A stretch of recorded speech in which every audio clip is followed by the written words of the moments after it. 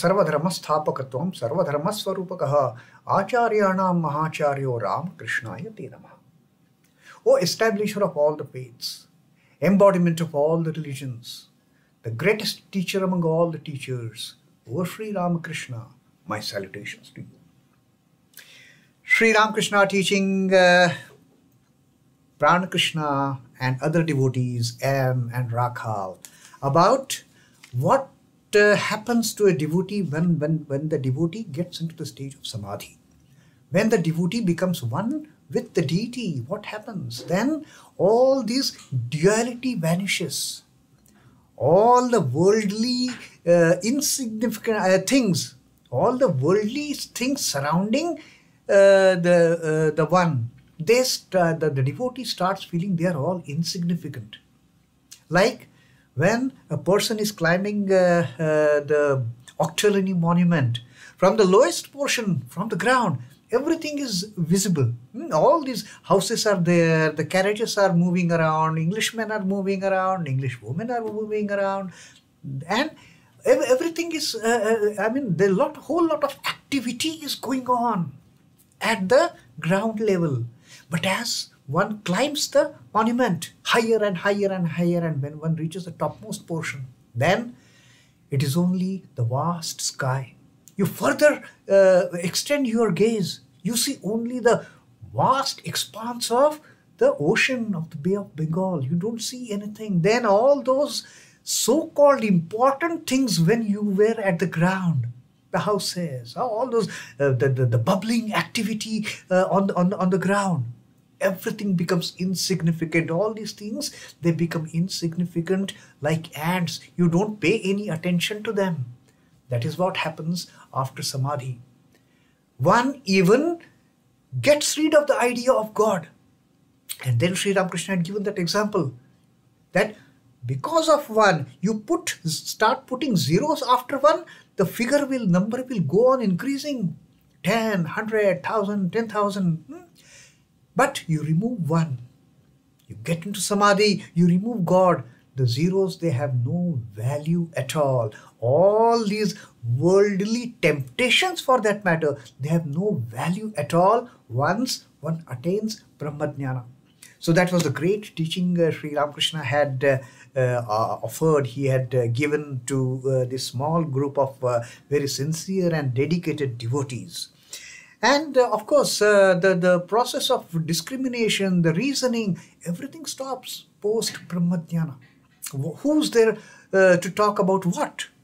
There are no two things in this creation then. Then it is only Brahma Satya. Then it is only one Brahman, and I have merged in the Brahman. Now why should I talk? Then one gets into that position of taking up a vow of silence, like Trelanga Swami, Sri Ramakrishna had said.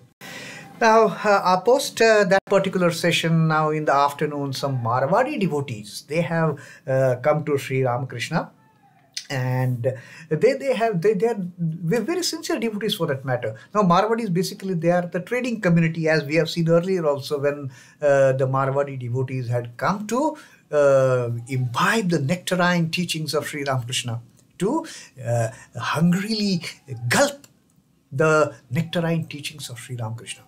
So one devotee asks him the way, what are the ways, sir? What is the way? What is the way to salvation? What is the way to liberation? And then Sri Ramakrishna tells him, there are two ways. One is the path of knowledge, path of discrimination, and another is path of love. Now Sri Ramakrishna tells in details about this path of discrimination. Discrimination means to know the distinction between the real and the unreal. To know the difference between what is permanent and what are all these trifling temporary things, the frugal things, the ephemeral things. That is discrimination. Keep on reasoning what is real, what is unreal. One cannot acquire them all of a sudden, and one cannot acquire this understanding all of a sudden. One has to practice. They must be practiced every day, Sri Ramakrishna says. One should renounce woman and gold mentally at first. Sri Ramakrishna says, you're all householders. I can't tell you renounce everything in its totality, like monks. No, you are householders. You cannot renounce woman and gold, the lust and greed, the passions in their totality. But you can at least renounce them mentally. Don't. And what does Sri Ramakrishna mean when he says renounce them mentally? That get detached from all these temptations. Have no feeling of enjoyment.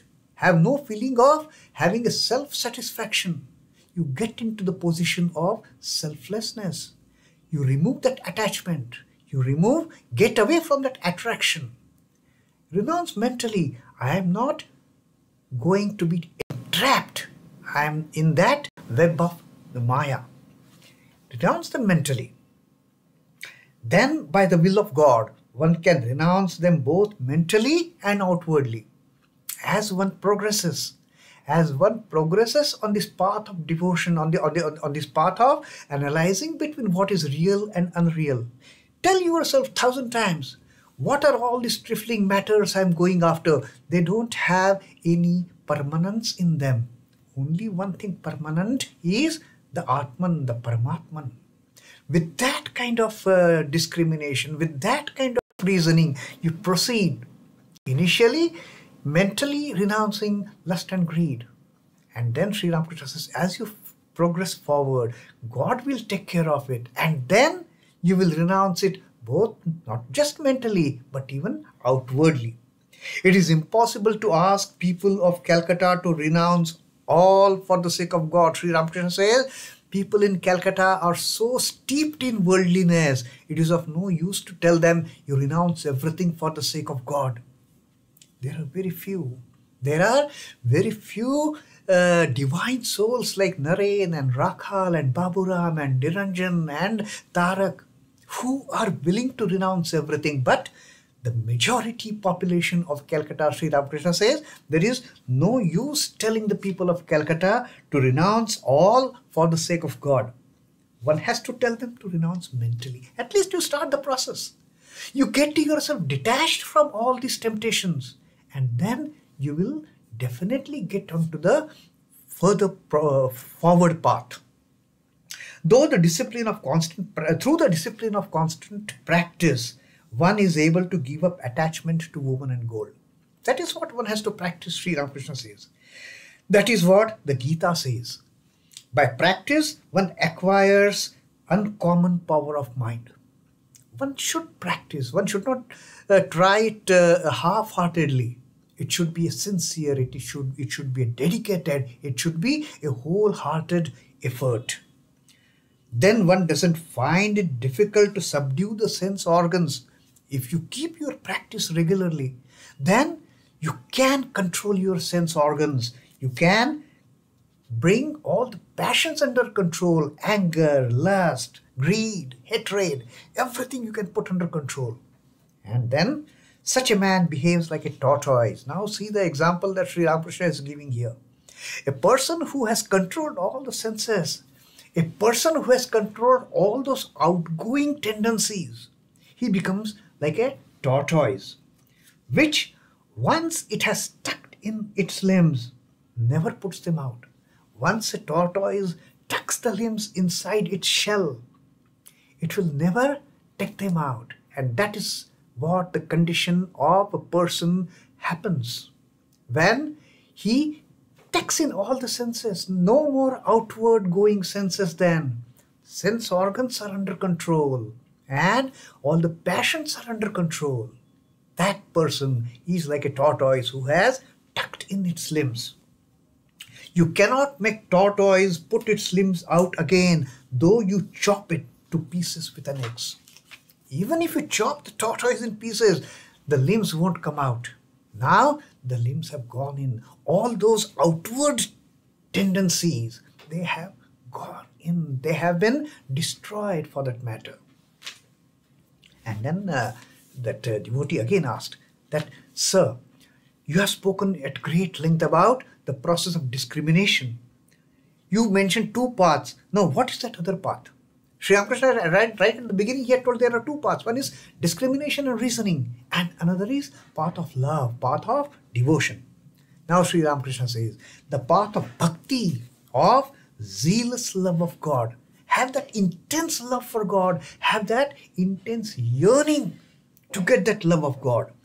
Weep for God in solitude with a restless soul and ask Him to reveal Himself to you. Weep to the God. You don't know what to pray. You don't know what to ask. Just ask God for His love, for His affection, for His compassion, for His grace. Cry to Mother Shama with a real cry, O mind. Mind, cry to Mother Shama with a real cry, not a hypocritic cry, not a half-hearted, insincere cry, with a real cry. And how can she hold herself from you? Just see. Cry to her with the great yearning, with great longing, and Mother Shama can never hold herself away from you. She has to come. Then Marwari devotee asks him that, Sir, what is the meaning of the worship of personal God?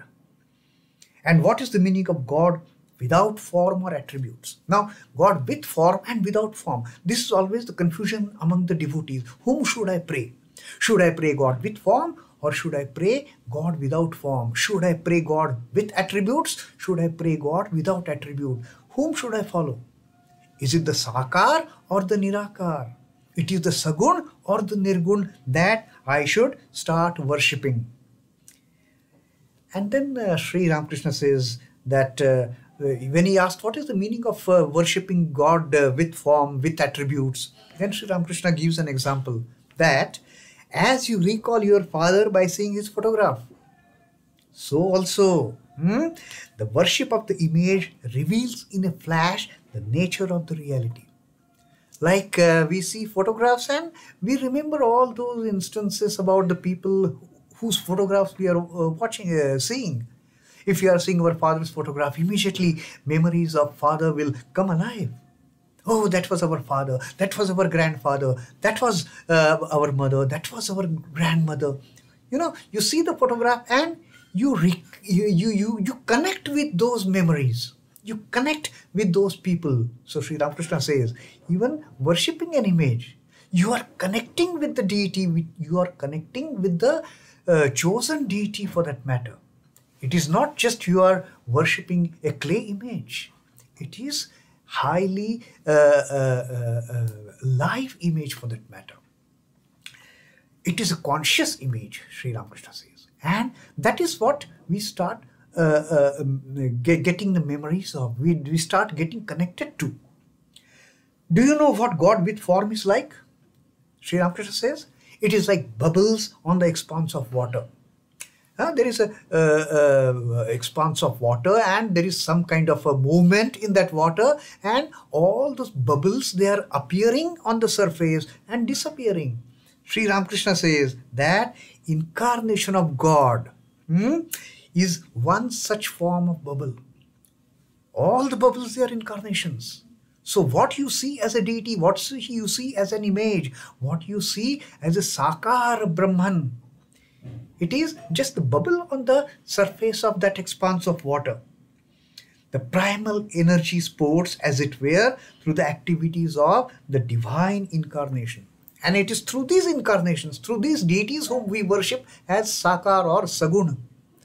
The primordial energy, the Mahashakti, the Adya Shakti is actually, she is working through them. What is mere scholarship? Yes, there is no point in learning so many scriptures, learning so many texts, learning so many Upanishads. There is no point. What is there in mere scholarship? God can be attained by crying to Him with the longing heart. There is no need to know many things, Sri Ramakrishna says. Don't keep on thinking about so many things. Just weep to the Lord, weep to the mother, cry to the mother that, Mother, please show me who you are. I don't know. I am a foolish child. I don't know how to worship. Please teach me how to worship you. Please come and show me who you are.